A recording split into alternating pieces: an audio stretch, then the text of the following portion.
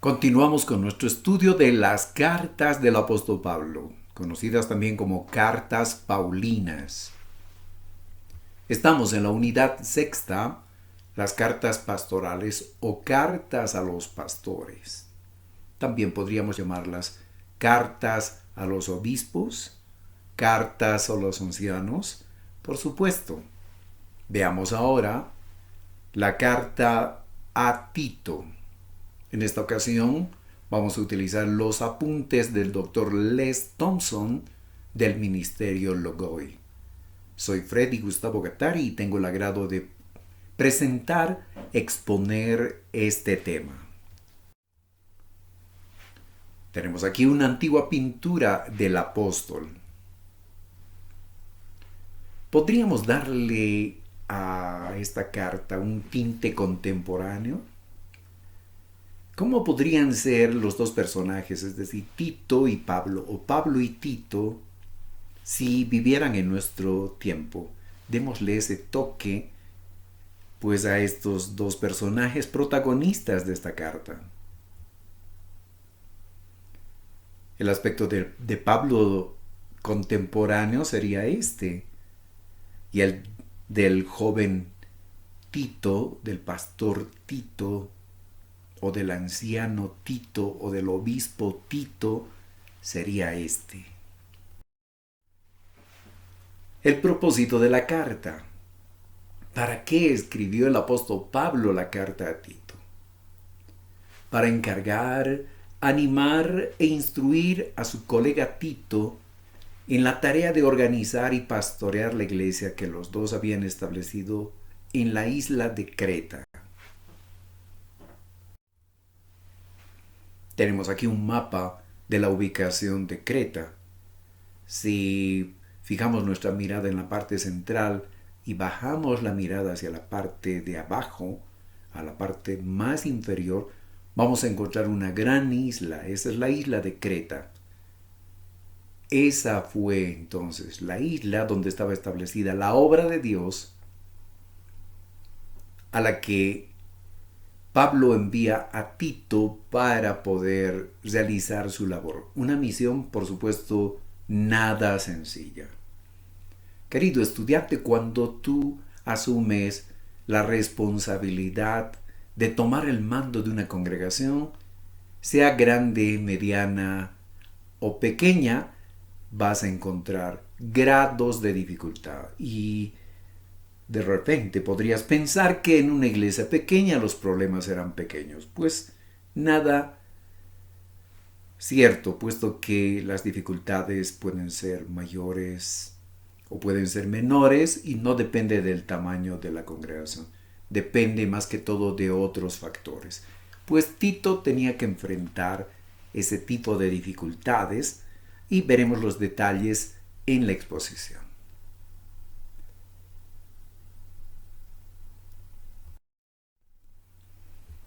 ¿Cómo nos beneficia esta carta? Nos muestra la importancia de la seguridad de haber sido llamados por Dios. Capítulo 1, versículo 1 al 4. Uno de los aspectos que te va a sostener cuando tengas dificultades en el ministerio es la seguridad de que Dios te ha llamado, de que esa es la vocación que Dios te ha dado, esa es la vocación que de Dios has recibido. En segundo lugar, esta carta nos muestra las áreas de responsabilidad ministerial de todo obispo, anciano o pastor. Capítulo 1, versículo 5 al 16. O quizás el ministro tenga otro denominativo, va a depender de la iglesia donde está trabajando. Si está sirviendo en el ejército de salvación, seguro que tiene un grado militar. Pero de todas maneras es un servidor de Dios, es un ministro. Y la pregunta del ministro es, ¿qué responsabilidades, qué funciones yo debo desempeñar? Pues parte de la respuesta está en esta carta, en el capítulo 1, versículos 5 al 16. Nos muestra también el cuidado que el pastor debe ejercer con los varios grupos que hay en toda iglesia. Capítulo 2, versículo 1 al 15. Un aspecto inevitable es que la gente va a formar pequeños grupos. Ahora, depende del propósito de estos pequeños grupos. Muchas veces se convierten en facciones que no se pueden poner de acuerdo, en facciones que no se cooperan una a otra. Entonces eso ya resulta negativo y tenemos que saberlo manejar. Entonces, esta carta nos muestra el cuidado que el pastor debe ejercer con esos varios grupos que hay en toda iglesia. En cuarto lugar, nos muestra cómo instruir a la congregación para que vivan como pueblo de Dios en un mundo de pecado, en un mundo de pecadores. Capítulo 3, versículo 1 al 11.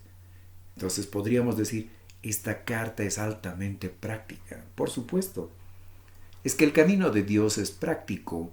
El conocimiento de la palabra de Dios debe desembocar necesariamente en actitudes y conductas, en pensamientos, sí, verdaderos, sí, doctrina correcta, sí, pero todo eso debe ser plasmado en lo práctico, no solo en la iglesia, sino en la vida diaria. Aquí tenemos esa pintura de Rembrandt del año 1606 hasta el 1669 y él tuvo la bendición de imaginar cómo era Pablo y aquí tenemos esa famosa pintura.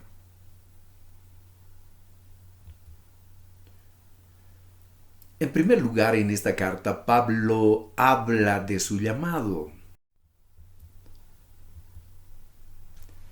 Él dice, Pablo, siervo de Dios y apóstol de Jesucristo, por gracia. En 1 Corintios 15:10 encontramos lo que dice, pero por la gracia de Dios soy lo que soy, y su gracia no ha sido en vano para conmigo. Antes he trabajado más que todos ellos, es decir, más que todos los servidores de Dios, pero no yo, sino la gracia de Dios conmigo. ¿Qué significa la palabra gracia? Haciendo memoria, si es que ya conocemos, significa favor inmerecido, favor que no se merece. El apóstol Pablo dice, por la gracia soy lo que soy, por el favor de Dios que no merezco, soy lo que soy. Recordemos que Pablo originalmente tenía el nombre de Shaul o Saulo y fue un perseguidor de los seguidores de Cristo y de Cristo mismo, perseguidor de los cristianos. Pero la gracia de Dios lo alcanzó en el camino a Damasco y se rinde a Jesucristo. En segundo lugar, cuando dice, y su gracia no ha sido en vano, trabajó más que todos ellos. No olvidemos que la gracia de Dios había producido en Pablo gratitud, y es lo mismo que tiene que ocurrir con nosotros. Si de verdad nos hemos arrepentido de nuestra vida pasada y estamos agradecidos con Dios por ello, entonces esto se va a manifestar en nuestra permanente gratitud al Señor. Ahora, esa gratitud no solo se expresa con palabras o solo en la mente. Esta gratitud tiene que demostrársela de manera práctica. Querido estudiante, estás mostrando de manera práctica que estás agradecido con Dios, estás agradecido por su gracia. En tercer lugar, el apóstol Pablo dice, pero no yo, sino la gracia de Dios conmigo. Entonces, la gracia de Dios, es decir, el favor de Dios, la presencia de Dios, el Espíritu de Dios que hemos recibido gratuitamente, produce poder, produce energía, produce capacidad para hacer cosas que ni habíamos pensado. Con razón en Filipenses 2:13 el apóstol Pablo dice, Dios es el que en vosotros produce el querer como el hacer. Ahora, nos interesa saber por qué el apóstol Pablo dice, en 1 Corintios 15:9, soy el más pequeño de los apóstoles. O en el versículo 8, soy como un abortivo, el más insignificante de todos. ¿Cómo puede uno que es indigno ser elevado a un puesto de tanta importancia como llamado de Dios, enviado de Dios o apóstol? De la manera en que explicamos esa gracia transformadora, entonces hemos llegado a un grado de comprensión del Evangelio del Señor Jesús. Pablo se siente indigno al decir, no soy digno de ser un apóstol. ¿Por qué? Por el tipo de persona que había sido en el pasado. Había perseguido a Cristo, había perseguido a sus seguidores. No había pasado los 3 años con Jesús como los otros apóstoles. En otras palabras, se siente indigno por su pasado pecaminoso. Ahora, es bueno que nosotros también recordemos nuestra indignidad por cómo éramos antes. Pero no debemos simplemente sumergirnos en esa idea, sino recordar lo que somos ahora, y todo por la gracia de Dios, por la misericordia de nuestro Señor. Una breve clase de teología. Lo que nos hace indignos es nuestro pecado. Salmos 32, 1 y 2. Bienaventurado aquel cuya transgresión ha sido perdonada y cubierto su pecado.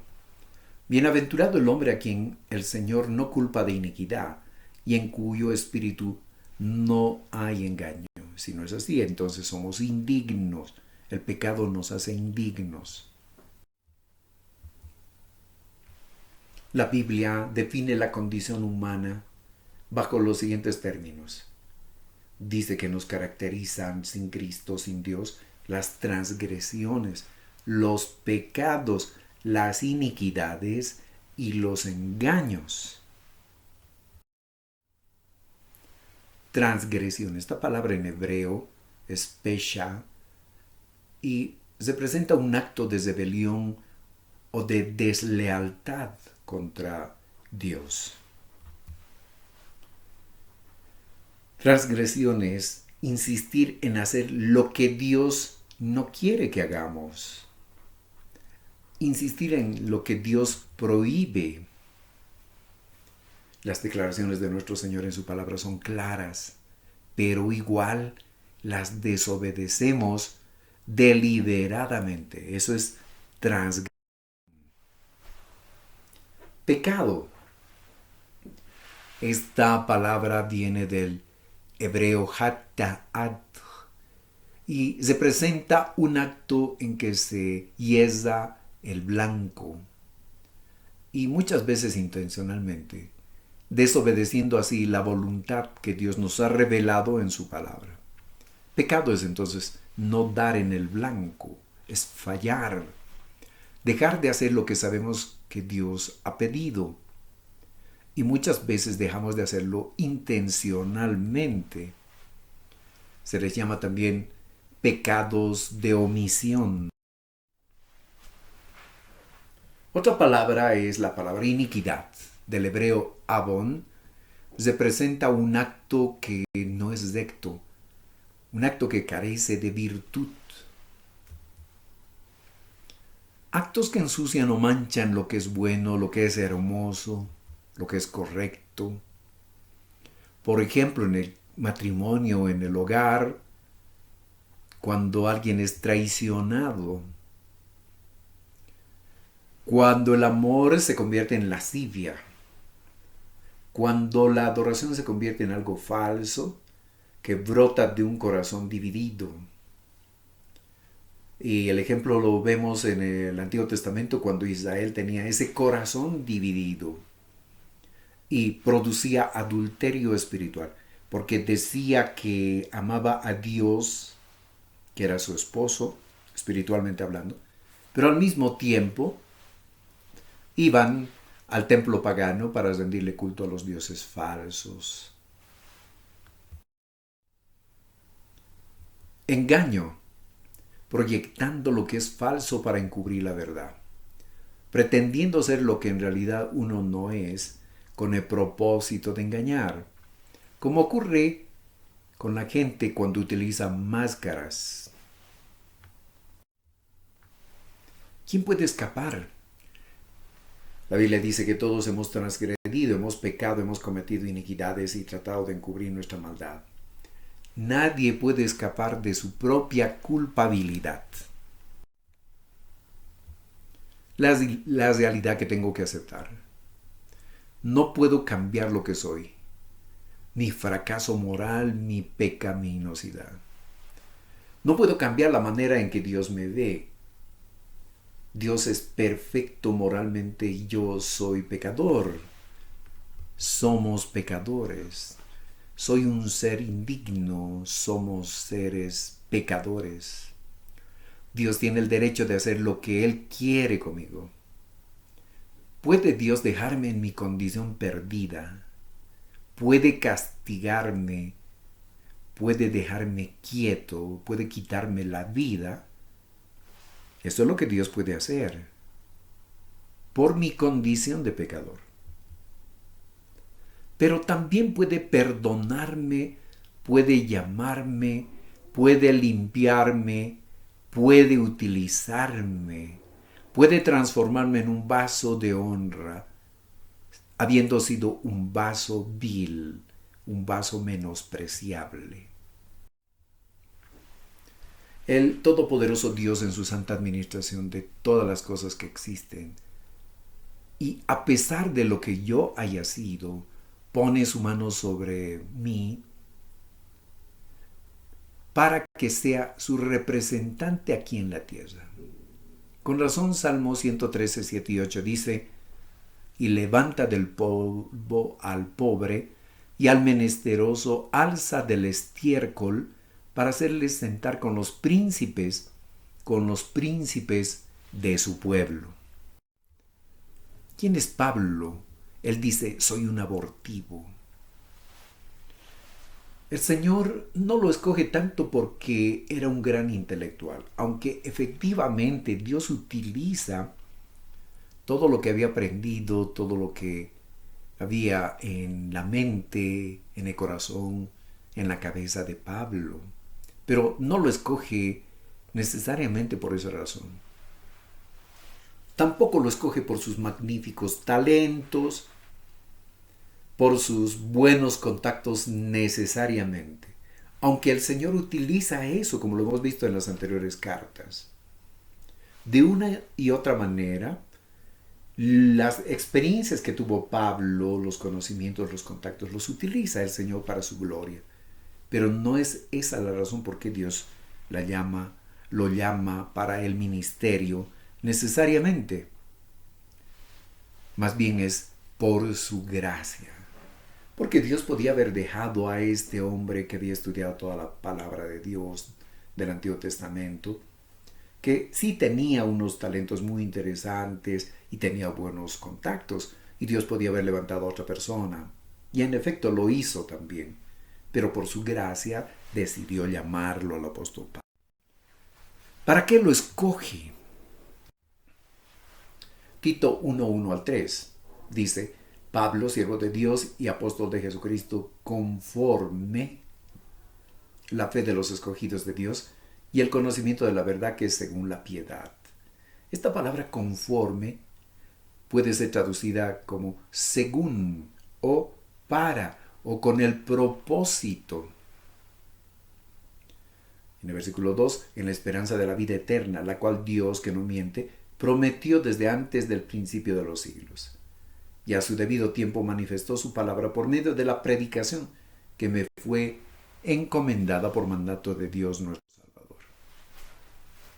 Sustituyendo la palabra para en el lugar de según, podemos llegar a esta traducción: Pablo, esclavo de Dios y apóstol de Jesucristo, para nutrir la fe de los elegidos de Dios, para llevarles al pleno conocimiento de la verdad, la cual es según la piedad, para fortalecer la esperanza de la vida eterna que el Dios que no miente prometió desde antes del comienzo del tiempo, para anunciar a aquel que Dios manifestó a su debido tiempo por medio de la predicación de su palabra, que se me ha confiado por mandato de Dios nuestro Salvador. La gracia del Señor había alcanzado a Saulo de Tarso con un fin. Y esa misma gracia nos llamó a nosotros con el mismo fin. Nos parecemos a Pablo. Primero, nuestro deber es nutrir, es decir, nutrir la fe de los elegidos de Dios. 2. Predicar la palabra de verdad. Es decir, llevarles a pleno conocimiento de la verdad.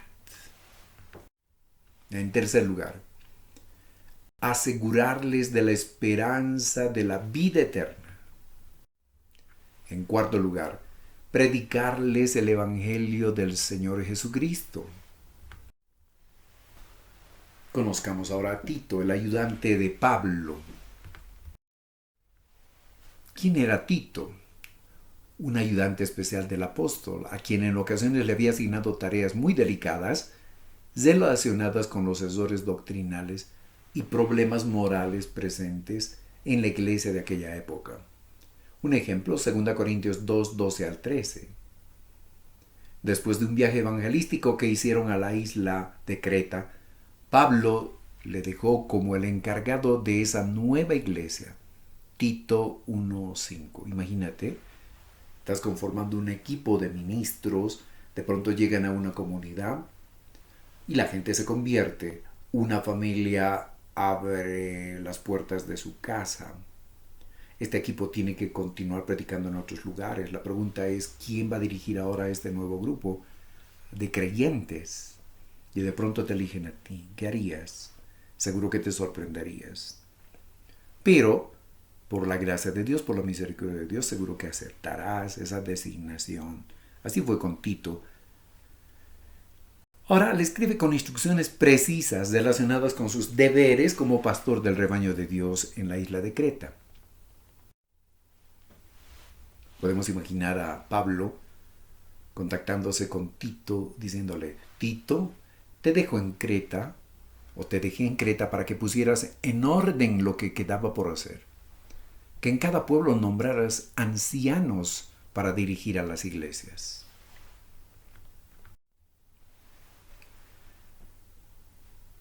Orden, le dice Tito, ¿no? ¿Qué quieres decir con orden? Es fácil decírmelo desde allá, desde Grecia donde estás. Amado Pablo, estoy dispuesto a obedecer, pero ¿qué hago? ¿Por dónde comienzo? ¿Cómo se pone en orden la iglesia? Se comienza por el mismo pastor, por el mismo líder, por el mismo obispo, por el mismo anciano, quien debe organizar, por ejemplo, el uso de su tiempo personal, preparar un calendario de actividades prioritarias, planificar la manera en que ha de entrenar a sus líderes, crear un plan para la conquista de la comunidad para Cristo. Podríamos resumir de esta manera las tareas que debemos desarrollar nosotros hoy. El programa semanal de la iglesia, programa para el domingo. Tengo que realizar cultos en la mañana. ¿Cuál es el propósito? También hay cultos en la noche. ¿Para qué? Y la programación para la semana. Vamos a tener una reunión de oración, vamos a realizar estudios bíblicos. ¿Cuántos? ¿Cuándo? ¿A qué horas? ¿Qué temas? ¿Con qué propósitos? Vamos a tener entrenamiento de líderes. ¿Qué material utilizaremos? ¿Qué es lo que queremos lograr entrenando a los líderes? Recordemos que al principio todo lo que vamos a tener que hacer pues va a ser razonar, pensar, analizar. No debemos sobrecargar nuestro programa de actividades.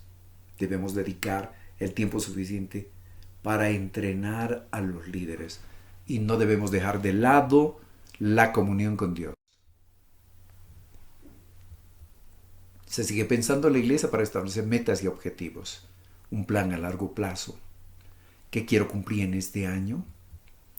El tipo de congregación que quiero tener. ¿Cómo lograrlo? La calidad de la enseñanza. ¿Cómo lograrlo? Los objetivos evangelísticos en la comunidad. ¿Cómo voy a lograrlo? ¿Qué voy a hacer?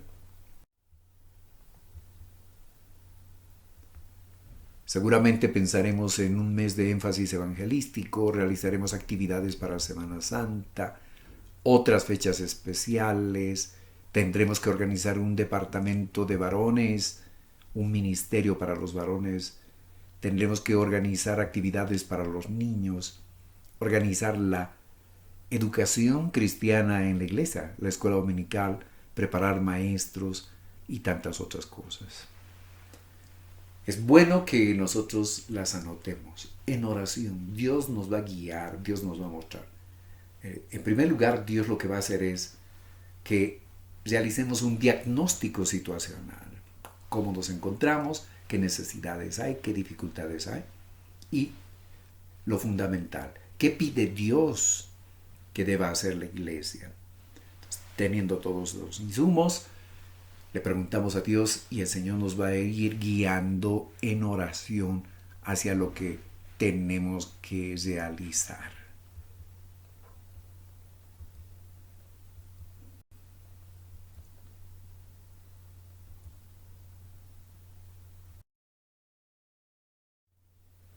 De esta manera hemos concluido con el estudio de esta parte y quiero invitarte para la siguiente sesión. Dios te bendiga abundantemente.